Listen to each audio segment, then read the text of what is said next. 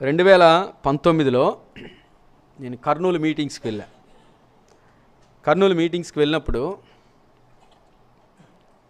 ఆ మీటింగ్ అయిపోయిన తర్వాత వైఫ్ అండ్ హస్బెండ్ ఇద్దరు కూడా, ఆయనకేమో 70 సంవత్సరాల పైన ఉంటాయి, ఆమెకేమో 68. ఇద్దరు రిటైర్డ్. దేంట్లో రిటైర్డ్ అని అంటే సిఎంసిలో డాక్టర్స్గా చేసి రిటైర్డ్ అయినారు. సిఎంసిలో డాక్టర్స్గా చేసి రిటైర్డ్ అయిపోయారు. మీటింగ్ అయిన తర్వాత ఆ రోజు ఆ మందిరం అంతా రెనోవేషన్లో ఉంటే ఆ పక్కనే ఉన్నటువంటి హోటల్ రూమ్లో నాకు ఇస్తే 3 days అక్కడ ఉన్నాను. Good Friday, Saturday, Sunday 3 days. వెళితే ఫస్ట్ డే మీటింగ్ అయిన తర్వాత అంకుల్ ఆంటీ ఇద్దరు వచ్చినారు. ఇద్దరు వచ్చి కలిసి వాళ్ళు కొంచెం బాధగా, ఆంటీ ఆమె కొంచెం ధైర్యంగా ఉంది కానీ అంకుల్ ఏడుస్తూనే ఉన్నాడు. మాట్లాడటం స్టార్ట్ చేశాడు, ఏడుస్తూనే ఉన్నాడు ఆయన.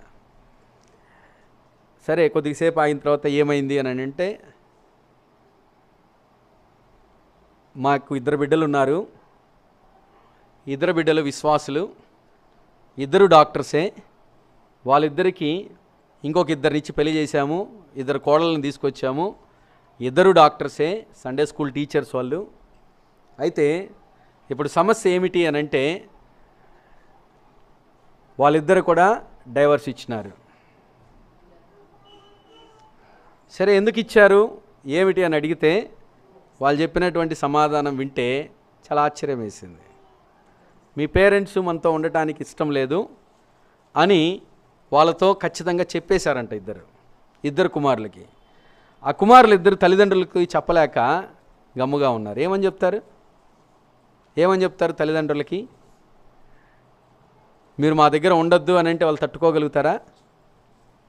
ఈనాడు ఏక మనస్సు లేనటువంటి కారణాన్ని బట్టి చిన్న భిన్నమైపోయినాయి. దేవుడు మొట్టమొదటి వ్యవస్థ కుటుంబ వ్యవస్థను తీసుకొచ్చినాడు. ఆదికాండం 2వ అధ్యాయంలోనే కుటుంబ వ్యవస్థ ప్రారంభించాడు.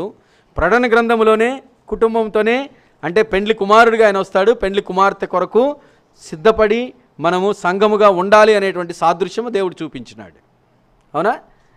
ఆ వ్యవస్థ ఏమైపోయింది? 2వ అధ్యాయంలో ఉన్నటువంటి కుటుంబ వ్యవస్థ కొనసాగించబడుతుంది కానీ అదేమన్నా పర్ఫెక్ట్గా ఉంది అని అంటే లేదు.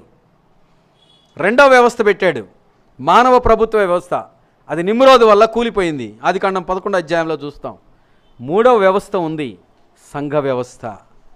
నేటి వరకు సంఘము ఎన్ని ఒడిదుడుకులు ఉన్నా ఆ సంఘ వ్యవస్థ కొనసాగించబడతానే ఉంది. ఎందుకో తెలుసా? అది జీవము కలిగిన సంఘము, దేవుని సంఘము. ఈరోజు ఏక మనస్సు లేనటువంటి కారణాన్ని బట్టి చాలా సమస్యలు వస్తూ ఉన్నాయి. క్రైస్తవ కుటుంబంలోనే సమస్యలు వస్తూ ఉన్నాయి. దేవుని వాక్యము మన జీవితంలో పనిచేస్తూ ఉన్నప్పుడు వాగ్దానమును స్వతంత్రించుకోవడానికి నిరీక్షణతో, విశ్వాసముతో, ప్రేమతోనూ మనము ఉండాలి అనేటువంటి సత్యాన్ని మనం ఎరిగిన వాళ్ళము, మనతో ఉన్నటువంటి వాళ్ళతో ప్రేమగా లేనటువంటి స్థితిలో ఉంటాం. చాలామంది విశ్వాసులు మాట్లాడితే, కొంచెం గట్టిగా మాట్లాడితే ఆ మాటలు ఎలా ఉంటాయి అని అంటే చాలా చాలా ఇబ్బంది పెట్టేవిగా ఉంటాయి. ప్రేమతో కూడినటువంటి మాటలు మన జీవితంలో వచ్చేటువంటివి లేవేమో. అందుకే ఆయన ఏమంటున్నాడు తెలుసా? ప్రభునందు స్థిరులై ఉండుడి. రెండవదిగా